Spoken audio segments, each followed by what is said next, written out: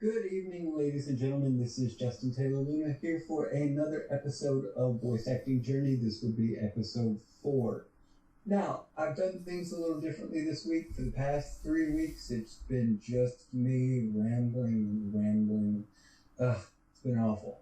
So, today I've got a special treat for all of us, especially me. I'm here with Jessica Kardos, who you might know as the voice of Sue Ellen on the PBS show Arthur. And she's been in several other things. We might get to talk about that later on. So, how are you tonight or today or whatever it is for you? I'm good, thank you. How are you? I'm very good and very sweaty because I've shut the door. So, you've been with Arthur for about 15 years now, am I right? Maybe not 15 years because I wasn't in the series from the very beginning. I took over maybe in season 4 or 5, I think. I'm not the original Sue Ellen. But yeah, it's been quite a long time. We're in season 18 now, so. I believe I looked it up, because I do my research.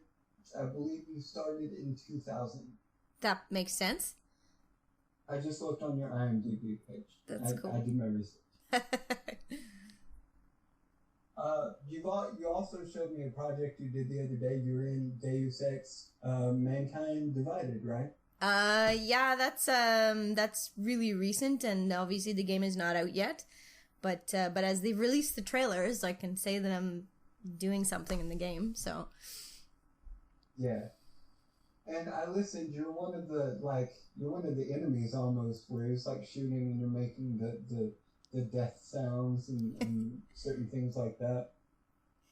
Yeah, it's actually the first project I've done like that. It's a lot of fun. It's really quite intense. It's a lot more work than anything else I've done so far, but it's a lot of fun and I really hope I'm going to get to do more.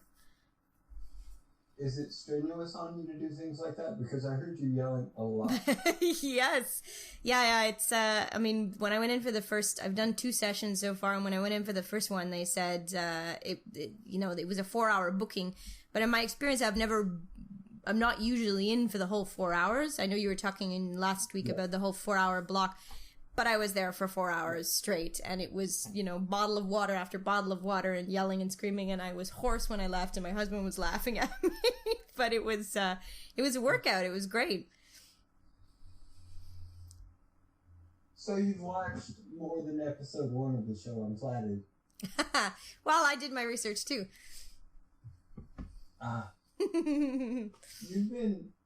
I met you almost immediately after I joined Voice Acting Alliance, right? Yeah, I think so. I've been on there for a few years, but not super active. And I just kind of more recently started picking around the forums, and I saw that somebody had this voice acting chat, and I thought, oh, that'd be fun. It'd be nice to talk to other people who are into the same thing as me. And you happen to find the one that is just bare bones starting out. There you go. Well, I think there's a lot of people in there that are of all different, degrees of experience. Definitely. You talked about water. What else? Like, you stick to room temperature water or warm water. I've been drinking a lot of Powerade recently. Is that, I guess you could say approved or recommended? If it's full of sugar, it's probably not a good idea because I know water with lemon is usually better than juice, for example, just because it's the best thing to keep you hydrated. Did you bring your green apples into the session? My green apples? Yeah. You not heard that? No, I've never heard about green apples. Really? Yeah. You've never heard okay, so what happens is I worked, I guess you could say worked, I put worked in quotation marks for you. I did the big session on Sunday where I re-recorded those lines that I sent you of that audition that I was doing. I'd done that all day and I was getting hoarse and very dry. So what I did, I happened to have some Granny Smith green apples with me. and I sliced them up. I usually slice them up, but this one I just ate. And it reactivated the saliva in me and kind of kept me going for a little bit longer. Oh, that makes sense. I mean, that's what... I heard... Go ahead. No, I was just going to say that's what the lemon is usually good for, but that makes sense, actually. I don't grab a lot of lemon. It's usually just room temperature water, so I usually try to grab some green apples if I have the chance. So voice acting is not all you do at all. From what I can gather, what else do you do? I work full time, unfortunately. I mean, not unfortunately. I do like my job. I would love to be doing voice acting full time, but I also work as a visual effects coordinator in a post-production studio. So it's kind of in the same business, even though it's not directly voice acting. And I have 2 kids, so I'm a mom too. I run a lot. Well, that was so funny because the only reason that we're recording this late is I had a webinar to get to, and it never happened. I wasn't going to sit here all night and make you wait. And I think you had told me, I think an hour and a half before that you were ready to get started, and I was like, just wait for my seminar to be over and I'll be right with you. And I sat there for about maybe 2 hours listening to the same 2 songs play over again, and I was like, I've got to do this. They must have been having technical difficulties. I'm sure you'll get an email about it eventually. I mean, I've stayed up until, I think 12:30 is the latest I've stayed up trying to get the show together and put it up for maybe 17 people to watch, you know?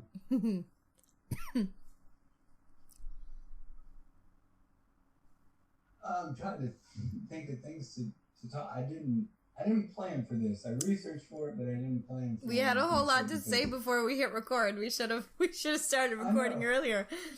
We were just sitting there chatting, and now it's like, what got you interested in voice acting? Because you showed me a demo from 2002 where you were already starting an author. You had just started. What sent you this way? Yeah, it's funny because I've had a lot of people ask me, oh, how do you get into voice acting? And my kind of path into it wasn't super usual. I got really lucky. I guess I was always interested in cartoons. I loved watching cartoons when I was younger, and I used to say, oh my God, if I could work as a receptionist at a casting agency, I'd be thrilled, you know? Yeah. And at one point, I started working at a company called Cinar, which used to be the people who produced Arthur. And at the time, before I even started working there, my husband was working there in the cafeteria, and he knew the guy who did all the voice casting, and he asked him offhand one day, he's like, oh, my girlfriend's really interested in voice acting, and, you know, how would she get into this? And he was super nice guy. He said, oh, tell her to put a couple of things on tape, give me a tape, you know, and I'll give it a listen. And so I did. It was an audio cassette, super old school. I just kind of did a couple of little things, and he handed it in. The guy said, oh, yeah, well, you know, you've got some potential. And he called me in to do an audition for something that he knew I wasn't right for, but he just wanted to give me a chance to go into a studio and give it a shot and see what it was like. Yeah. And then shortly after that, the woman who is the voice director for Arthur, was doing a workshop, and he said, you should take the workshop. It's a really good opportunity.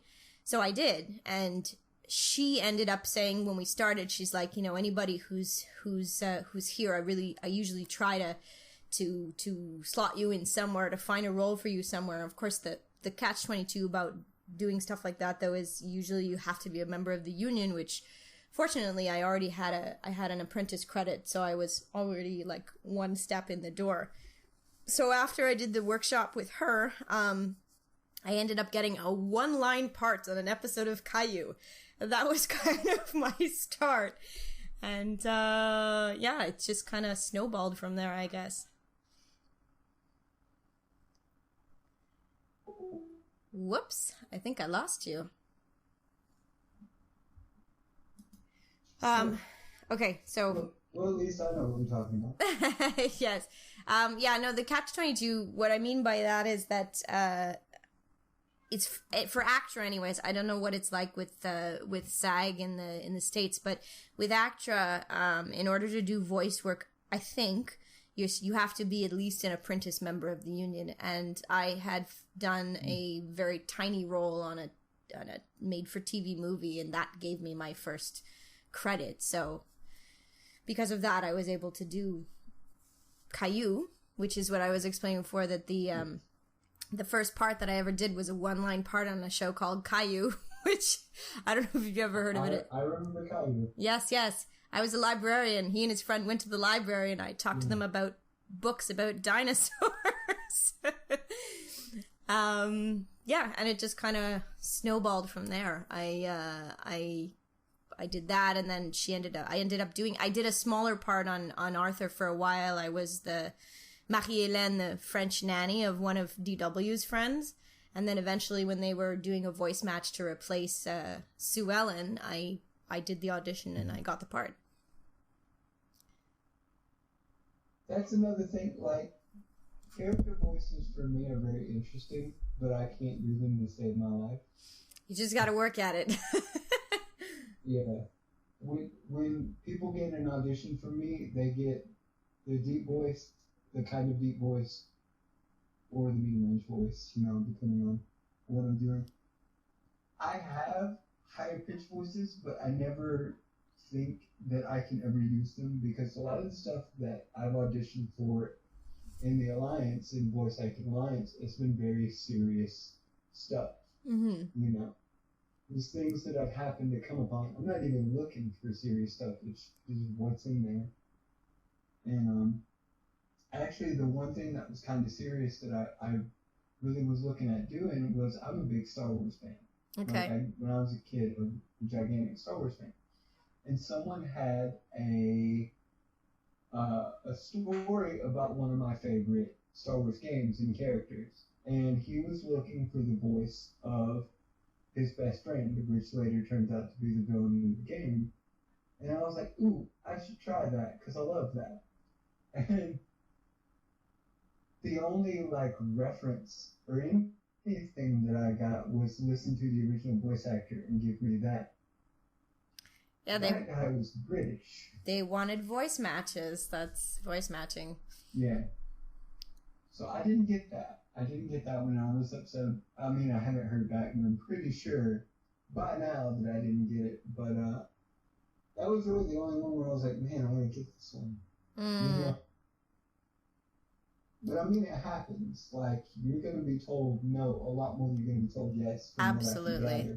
Yeah, it's pretty frustrating. It's you have to have a thick skin, and you have to, the rule they usually say is, audition for something and then try to forget about it. I know it's hard because you're just thinking how much you want to do it, but the best thing to do is do it and then forget it. And if they call you, and you never know, because I did before doing Arthur, I got a part on this show What's with Andy. And it was also a voice match, because the first season was done in the States, actually, with some pretty big names. And then the second and third season were co-produced with France instead of the US, so they recast everything. And I auditioned and then didn't hear anything for 2 months. And I remember being in a car driving home from the airport after going on Christmas vacation with my parents. And all of a sudden, I got a phone call from my agent, and I was like, wow, I completely forgot about this. I can't believe it still came back. So, it's, it's good to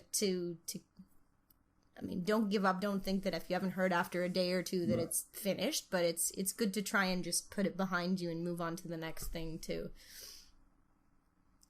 When the episode comes out and you haven't heard anything, that's usually a good sign that you didn't get that particular.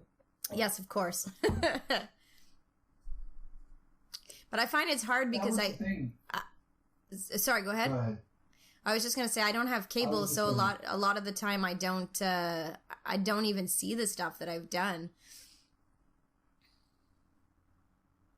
Yeah, and that's the thing with me. I don't have cable. like what I'm relying on is like a video streaming services like Netflix and Hulu and things like that. Yeah.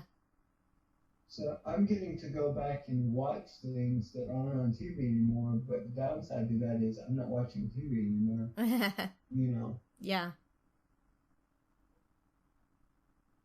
Going back to like forgetting about an audition, one of the first things that I really tried for was another Star Wars project. It just happened to be on the website. They were like, "Hey, check out our episode 1 and episode 2. We're looking for people for episode 3 or whatever the case may be." Mm-hmm. And I listened and I felt in love and I was like, "Okay, what could I possibly do?" And they gave me this direction that I feared ever since I've gotten it, which was just come up with something, write something, do a voice, and we'll see if we can use it. And that terrified me because I only have this one, you know. Yeah. Well, yeah, but I mean, Star Wars is not necessarily super cartoony either, so your voice could work, right. You know? Right. And I did it. I wrote things. Like I was trying to come up with characters that I want to do, like the interesting characters. I think what I ended up sending was like a minion to the Emperor or something that was trying to convince the Emperor of some evil plot against him or whatever. Mm-hmm. And I did that, and it stuck with me all day. Like I fixed it up and I sent it in. And as I was going to sleep that night, I immediately, like, I was wide awake for a second. And I said, "Oh my God, I could have done this a completely different way and it would have worked so well." I jumped up and I was like, "Okay, I got to remember, this is how I want to do it." So I got up the next morning and I recorded it that way. And I sent it in, and episode 3 came out, and I wasn't in it or contacted. So I was like, "Oh, okay, well, I tried." Yeah, That's I don't really know. the attitude you have to have. But I think it's funny, but I get the impression on Voice Acting Alliance that there's a lot of sort of favoritism. There's a lot of people who know each other and they work together a lot. Mm-hmm. But I mean, I don't know. I think it's a really great forum and opportunity for people who are, especially people who are just starting out, who want to, you know, work on stuff and, you know, hone their skills and stuff. I think it's great. I think I'd actually gotten in contact with like one of the directors and one of the other voice actors for that particular project because he did both. Mm-hmm. He wore 2 hats. And, you know, I was like, I started out, and I probably shouldn't have started out this way, but I was like, dude, I'm a huge fan of Star Wars, and I love this project, and it's very interesting to me, and I love all these different voices, and the voice of the Emperor was great, and he ended up being the voice of the Emperor or something like that. I was like, "Oh, dude, that was so cool. Listen, if there's anything that I could do, I'd be happy to be in this project." And I believe it's up, or it's about to be up, or something like that. I like their Facebook page, so I'm getting all the updates and stuff. Because that's about to be up. But I really haven't landed anything. I've been on the site since around my birthday, actually, since in April. Because I figured, what a great time to start, you know. And I really haven't landed anything. I've auditioned for maybe 4 or 5 things, and I just haven't fit anything quite well enough to say, "Hey, there you go." Well, it just depends on who's, you know, some of them people I've noticed on there, you know, if you read through the postings, a lot of the time they're really specific about sound quality and stuff too. So, you know, maybe once, because I know you're working towards getting a good setup with the mic and stuff, that might help. But yeah, I mean, it's always just a chance of hitting on the right thing. And it's so frustrating because sometimes you think you're great for something, you think you've done a great job, and then you never hear anything, and you're just like, "Oh my God, I really wanted to work on that project." But you just have to keep going because it's what you love, you know. That's why I still do it. Yeah. I mean, and I don't like, this is super cool for me that because this is the first time we've actually sat down and talked. Yeah, it's true. You know? because most of the time when I talk to you, it's like, hey, what do you think about this audition? And how could I do this differently? Because I have no idea what I'm doing for this one, kind of thing. And I think I came to you a few days ago, maybe Thursday or Friday, and I was like, hey, I do this podcast, and I don't want it to be me all the time. So what do you think about, you want to come on?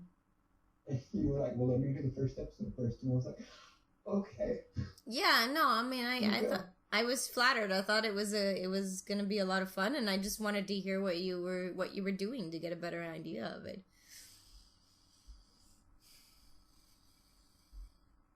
And it's crazy for me because, like, this is something that I've looked at as more of a career since about October of last year. And before that, it was kind of like an idea I was playing around with.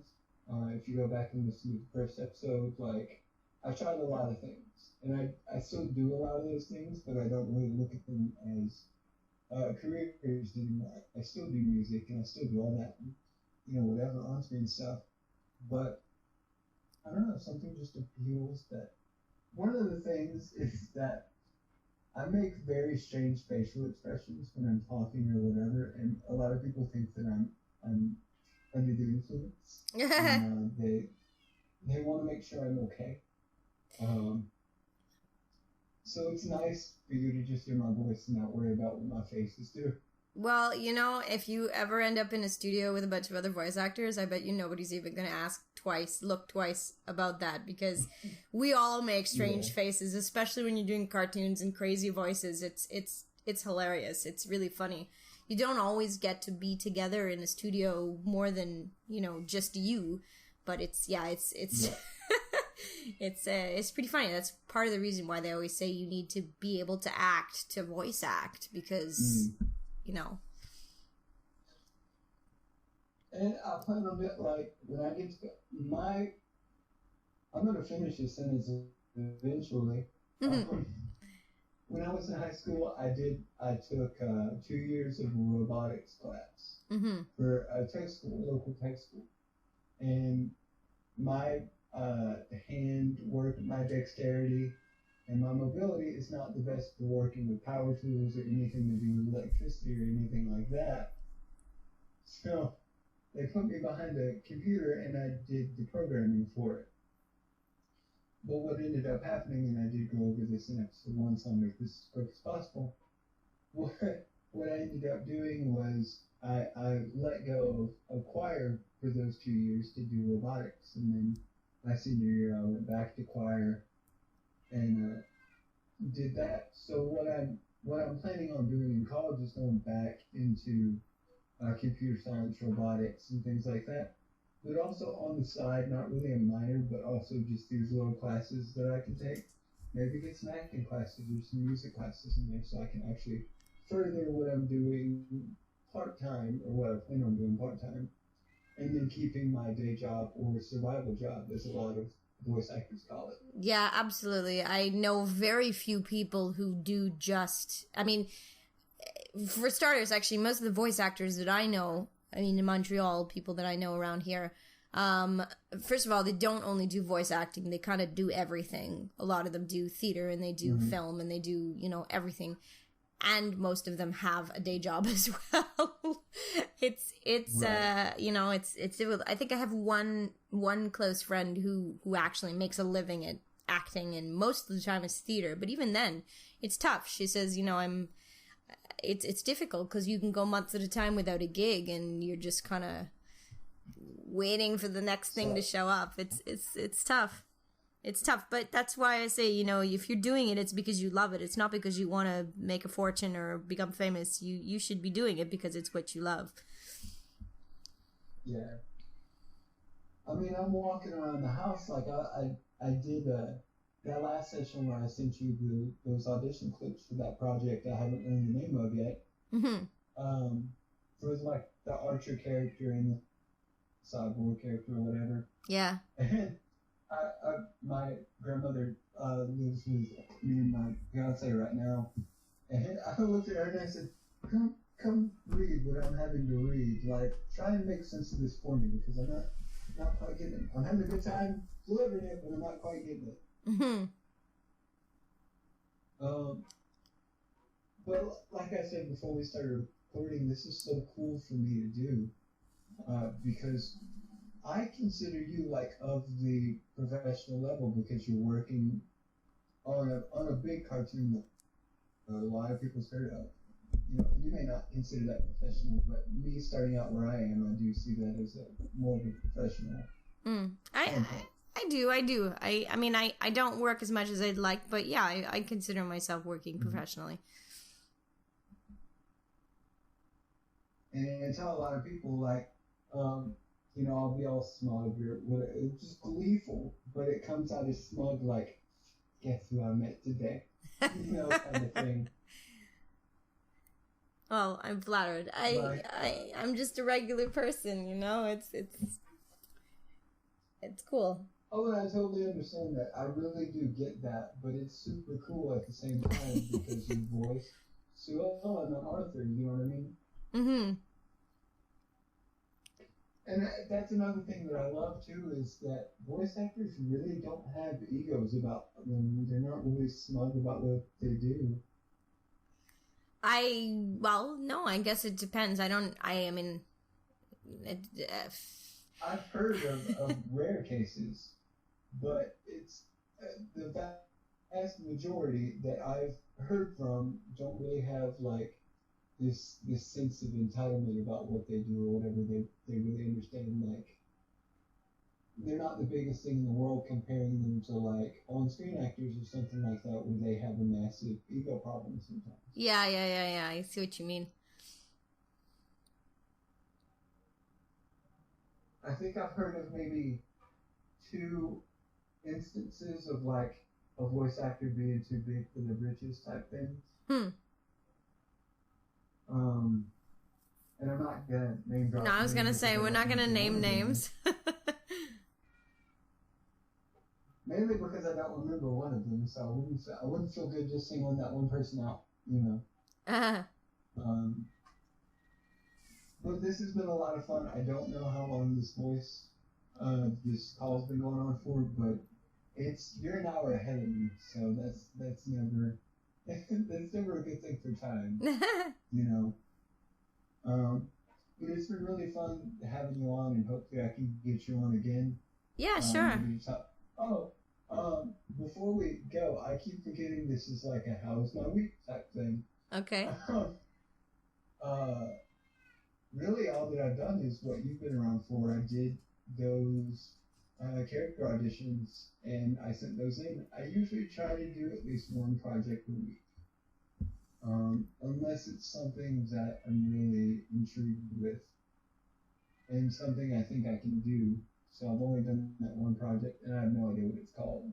And I believe he said it's going to be on some sort of website.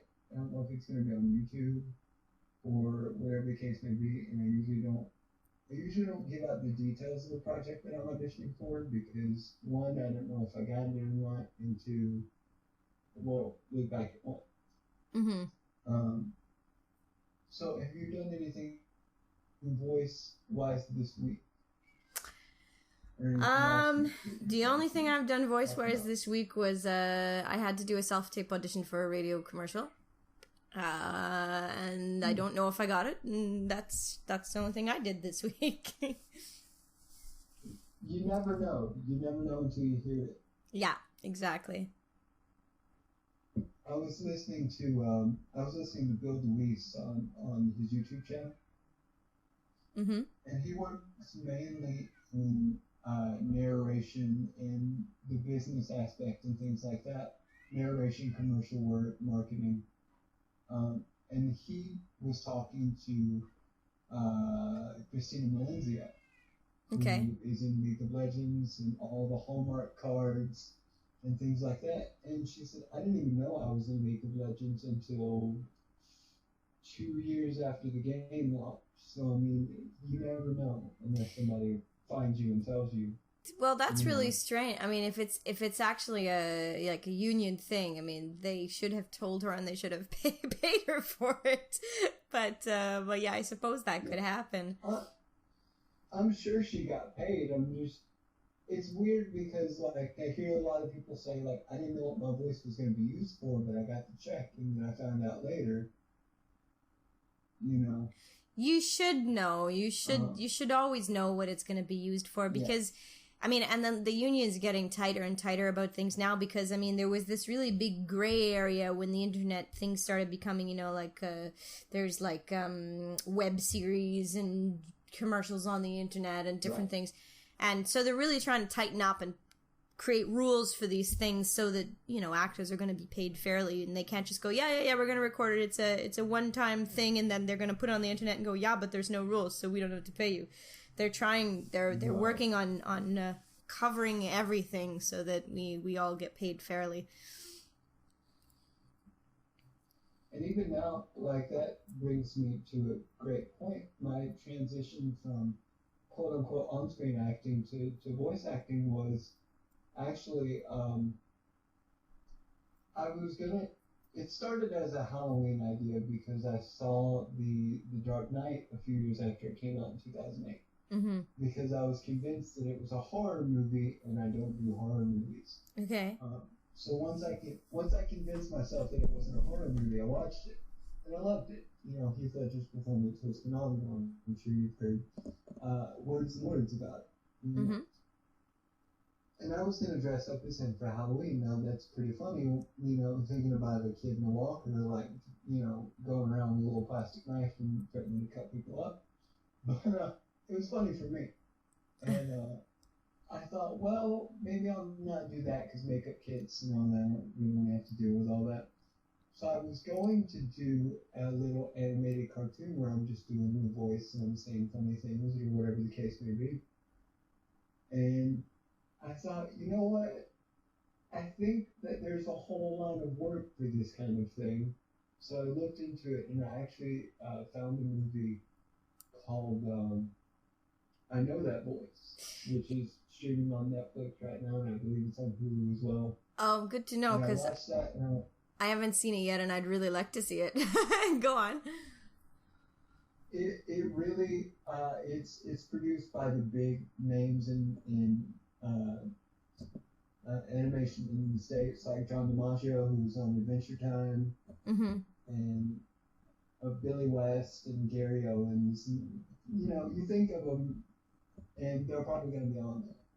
Jim Fourier's on there, you know. Yeah. And basically going behind the scenes and stuff as to what voice acting is, and you know what they do. And it's mainly focused on cartoons and stuff like that because they all work in animation.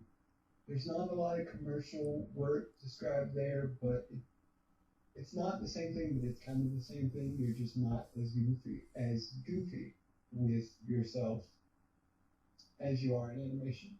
Mm-hmm. But if you haven't gotten the chance to see it, definitely check it out. It's one of my favorite movies just to sit and watch. Like, I've gotten people who weren't interested in what I was looking at as a profession or a career or a part-time job. You know, I got people that didn't understand and wasn't really interested to sit down and watch the movie and they go, whoa, that's pretty cool. Yeah. And I was like, yeah, it's not all fun and games like that though, but that's what we do. Absolutely. And it's funny because you get this all the time. People always say, oh, I can do voices. But it's, you know, it's a lot more than just that. It's, you know, you got to work at it and there's so many, you know, you should constantly be developing, like you were saying, that you don't have a lot of different voices, but that's something that you can easily work at. You just, you know, watch and listen. And I know we also talked about, when I mentioned that, you said, but I don't want to be just imitating people. But that's how it starts. Yeah. You try and imitate a voice and then you can tweak it and make it your own, and it kind of teaches you where you can go with your voice. Okay. I'm in the middle of doing a Yoshi from Mario. Oh yes. And that actually I have 3 dogs and 2 of them are Chihuahuas, and one of them is very, very small.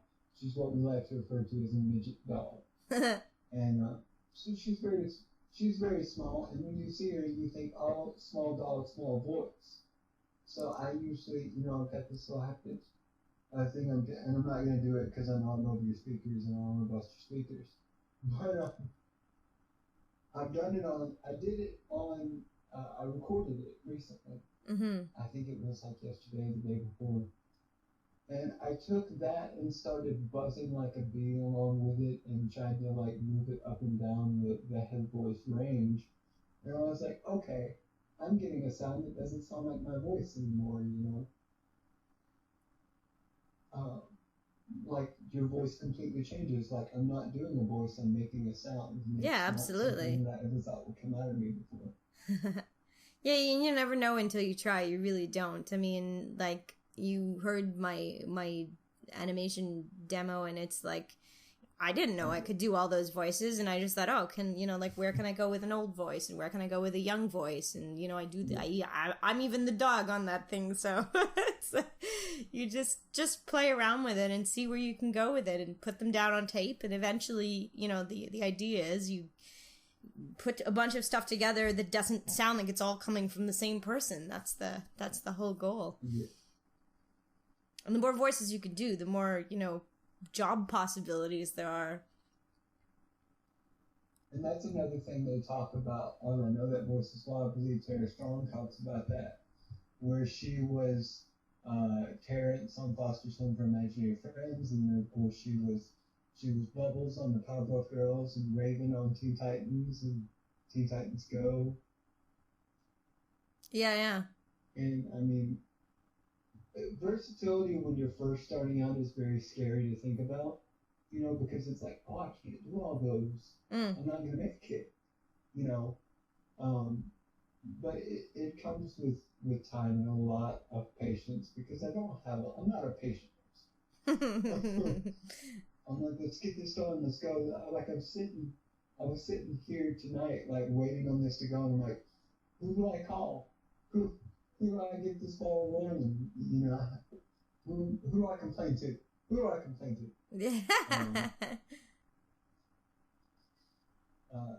What mountains do I have to move? Anyway, and I found that a lot of character voices just come from me wanting to be this character and just saying things that come out, and these voices come out with them. I remember doing a high voice, and I thought something was going to fall on me. And as I tightened up, I screamed really high, and I was like, oh, I've never done that before. So now I do it all the time. There you go. Around the house just screaming high.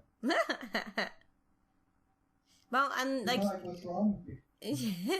You said in a previous episode too, you were talking about how when you audition, they'll often give you like a sketch of the character or a character description, and that's exactly it. You have to look at the details and just kind of figure, like, what does this character sound like? I mean, are they big? Are they small? Are they, old or young or whatever? And yeah, and I mean, it really, even when you audition for stuff like that, even if you don't get the part, it still gives you a chance to explore a new voice and figure out a new character, and yeah. And I have to tell you, like, that is a lot easier to do than just reading, like, the personality breakdown of what they want for a voice or something like that. Yeah.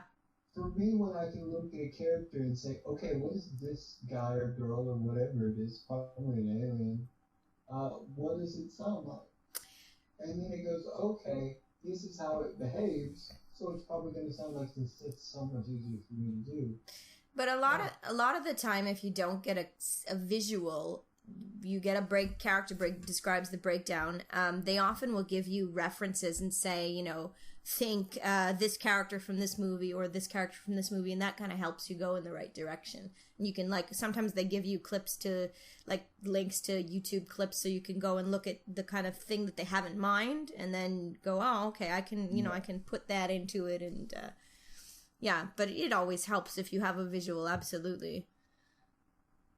Very quickly, do you know the story of how Pat Fraley got the voice of Krang for the Teenage Mutant Ninja Turtles back in the 80s? No, I do not. they brought him in to do it, and James Avery was Shredder, who played Uncle Phil in The Fresh Prince of Bel-Air, and things like. I don't know how familiar you are with our television channels, but that's a show here. I know Fresh Prince of Bel-Air. Of course, I grew up watching that. Everyone did. Everyone loves that show. Yeah. I still watch it. Like, I'll catch, like, clips or something on YouTube, and I'm like, I miss it. Yeah. And they brought him in to do Krang, and I think he said he was one of the first to break down, like, character impressions, like what he actually did and tell it to people. Mm-hmm. And they brought him in to do Krang, and Krang's this blobby, gelatinous thing. Yeah. Just a thing. And he's like, okay, he's intelligent, so I'm going to give him a wide range. He's going to talk really high, and he's going to talk really low. Let's see. I'm going to give him like a bobbing, swaying type speech pattern, maybe Katharine Hepburn. He's very blobby, so I'm gonna blob it in the back of my throat. And then, you know what, just for fun, I'm going to throw in a gross sound that I used to do on the playground. I'm going to talk backwards and make this weird, gross throat sound. And he was like, oh, I don't think they'll let me do that between my lines, so I gotta throw it into a word or something. And then now I'm gonna make him cranky like a Jewish mom. Because he's having to deal with all these idiots all the time. Yeah. And he said that took about a minute and 45 seconds, and they gave me 2 minutes. And they were like, okay, you're up. And he goes in and he does it, and nails it right there. So it's like, you work for it, but at the same time, you've got all these different voices that are in your head that you can go, okay, how can I mix and match these things to get something that no one will ever see coming? Yeah, absolutely. Yeah, I've kind of done that a little bit before. I know, like, one of the sort of voices that I do, I have a voice that's kind of inspired by the voice of Jennifer Tilly. And I remember having to do a character for another show that was supposed to be super geeky. And so I kind of took that voice, but I kind of added the sort of like speech impediment to it. It was it was really interesting, but it worked, and I ended up doing this character for a show. So it was hey, you guys partying over here? Yeah. That's awesome. I love Jennifer Tilly, like watching her on Family Guy play Bonnie, and then watching her in Stuart Little. Yeah. And things like that. A lot of people are like, that's not a real voice. It's totally her real voice. I mean, I think she pushes it sometimes for certain characters, but if you watch her being interviewed, that's what she sounds like. And that's kind of a staple in my voice, is like, I love using that as a reference and sort of playing with it depending on the character. And it's funny because I'll sit down and I'll be like, okay, I'm going to do this accent. And a lot of times when I do whatever accent I set out to do, it's a perfect accent for another country. Mm-hmm. And a lot of times I'll come up with great character impressions when I'm not even trying to do something. I'll come up with a voice, and they'll be like, oh, that was a great Mario, or, you know, whatever the case may be, great Russian accent, whatever. Mm-hmm. And I'll be like, oh, okay, I'll keep that in mind, and I'll forget exactly what I did to get that to come out. That's what, and I know I'm keeping you a lot longer than I said I would. That's okay. And I didn't give you a timetable, so you're stuck with me. When I don't know how big of a Batman fan you are. So. My husband's a big Batman fan, so we have it a lot in the house. Mostly video games. I appreciate mostly video games. Yeah, I've got the entire Arkham series except for Knight, which just came out. Yeah, that's what he's playing now. Everybody's playing it before I do. I don't do it, so yeah, I've got to save up for that as well. He's playing that. He's playing Lego Batman. I played played Lego Batman 1 with my cousins, and then Lego Batman 2 came out, and I was like, oh, they finally put voice acting in a Lego game. Yeah, I know. He's playing that one with my 5-year-old. That's sweet. The Lego games are cool. I played Lego Star Wars a lot. Mm-hmm. When it first came out. 2 came out before 1 did, which is cool. So you were saying about the Batman games, or Batman in general. Right. Mark Hamill, when he came in to audition for the animated series back in '92, he didn't try. Like, he was sure he wasn't going to get the part, and he was just doing it to excuse me, I'm gonna hold on. I have acid reflux. It's not pretty. That's okay.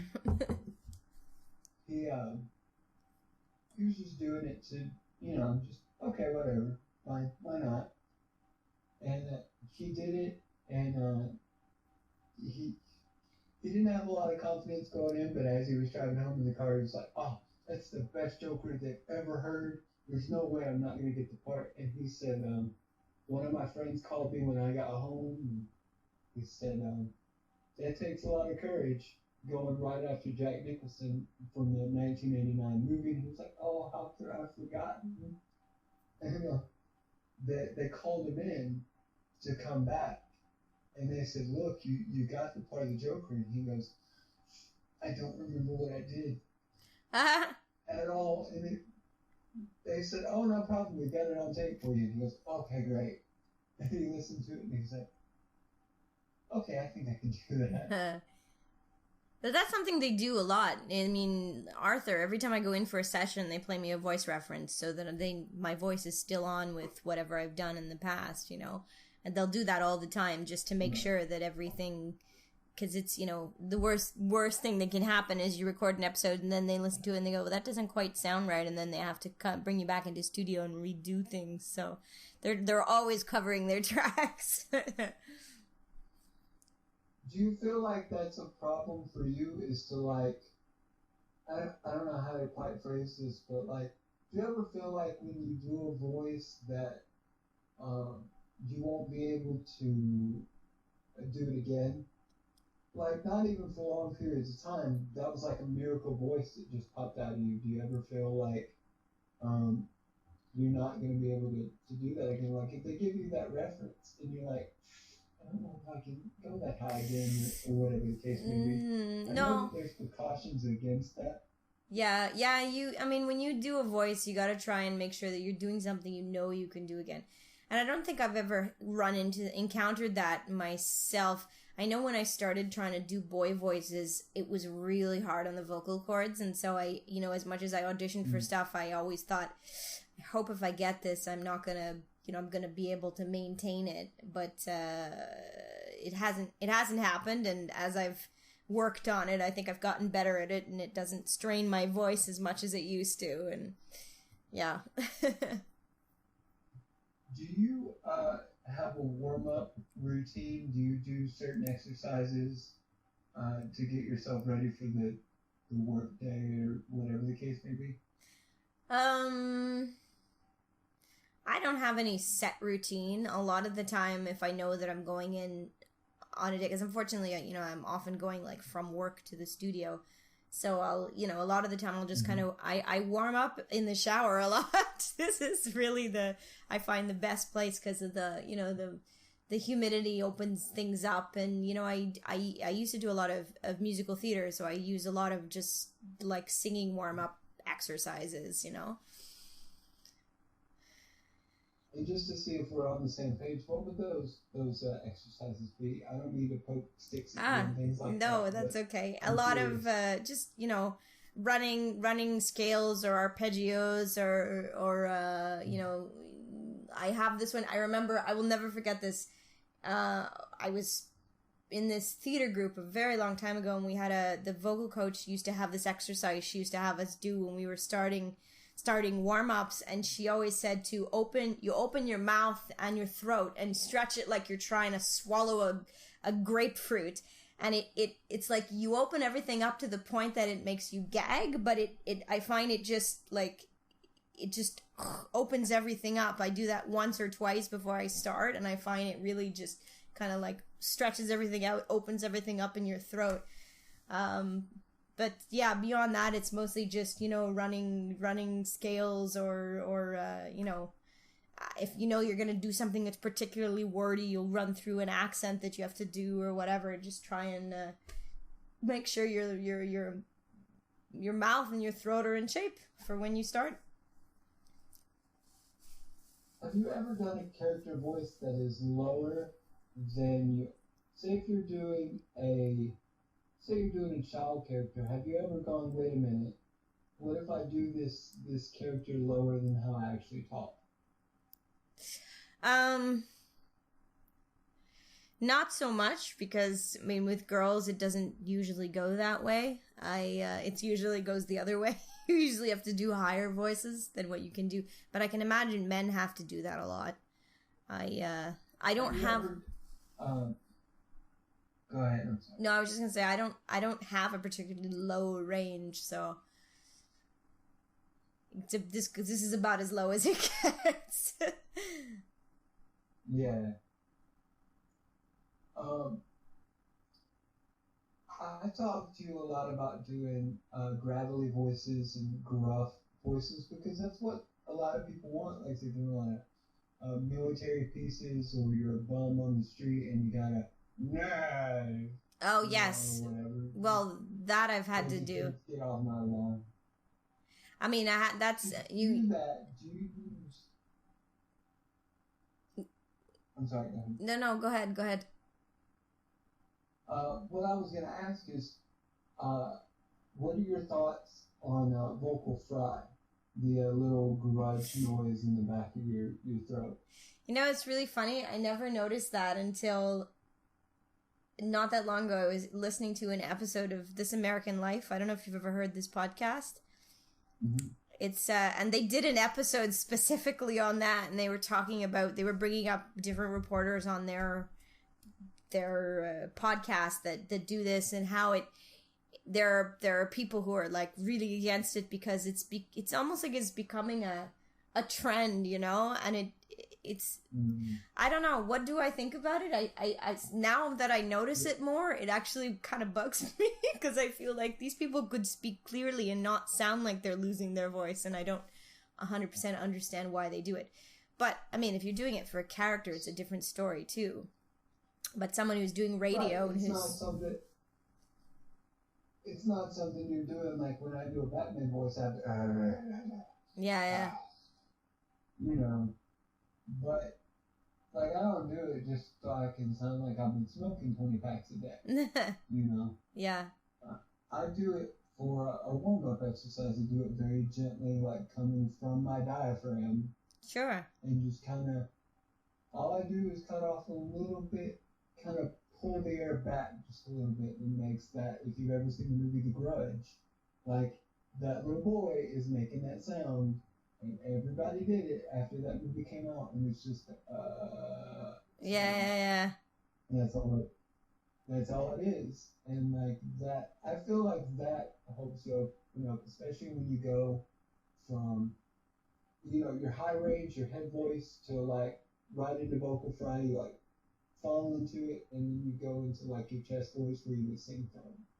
Yeah, well, it makes it vibrates your vocal cords and warms them up. Right. I don't think it's a bad thing at all. It's the phlegm and mucus. Yeah, shakes it loose. Get out of there.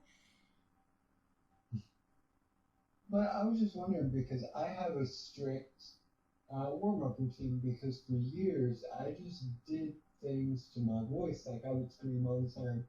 I'm into heavy metal music, and I just didn't know what I was doing at the time. I had no idea, so I did a little bit of a number on my voice, but now you can't tell it. There's like a little hint of it still in there when I hit my minor notes when I talk. But I had to do something so I wouldn't destroy my voice for the rest of my life. So, once again, to plug my channel, I have this playlist of warm-ups that I do every day, and one of them on the Justin Taylor Luna YouTube channel has a bit where this guy takes a bite of a green apple and gargles some water, and he's good to go. So, I'm surprised to know that you didn't know about green apples. No, I did not know about green apples, but I will remember that. That's something that I learned from. Honestly, it might have been on Voice Action Alliance. But I heard about it again from, from James Arnold Taylor, who is Obi-Wan Kenobi on the Clone Wars, or was. Mm-hmm. Because they canceled that show. And he has a day in the life 4-part series on his channel where he goes through what his sessions are like doing commercials and narration and character promos and things like that. And just to show everyone else what it's like to sit in a hot room and wait on people all the time. And he brought in green apples after a while. So I don't know how long this has been going on for, but I know it's very late. It's 10:08 my time, so it's got to be 11:08 your time. Yeah. I kept you for much longer than I intended to keep you, but I've had a great time, and I hope you've enjoyed yourself. Absolutely, it's always good to chat about the things you love. So I get to poke you with a stick a few times and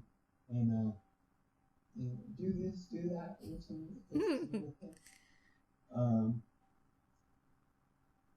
Are there more plans for Arthur? Has there been a season 19 announced already? I haven't heard it yet. But I mean, I probably wouldn't hear anything before the end of the year, I would assume. Because the last one I started recording in January, 18, I was recording in January for that. So, I mean, the season hasn't finished airing yet. So but, you know, I mean, I wouldn't be surprised. And feel free to refuse, but I feel like I better poke the big stick at you because I've been trying to hold this back. But can I get a little Sue Ellen? Like, or something? I got to. I have to. Let's see. What can I say to you?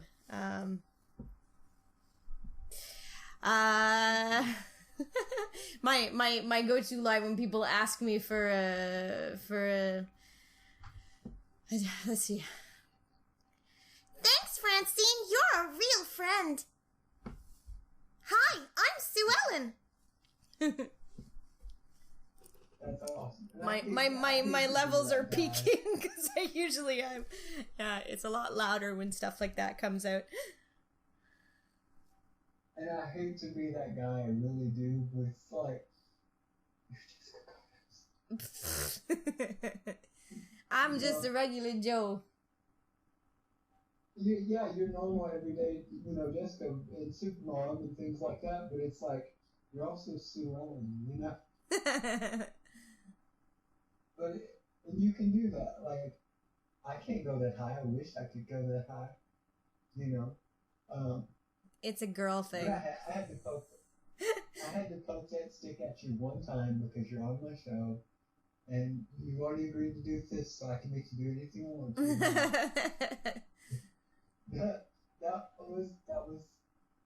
That was for me. That was for no one else but me.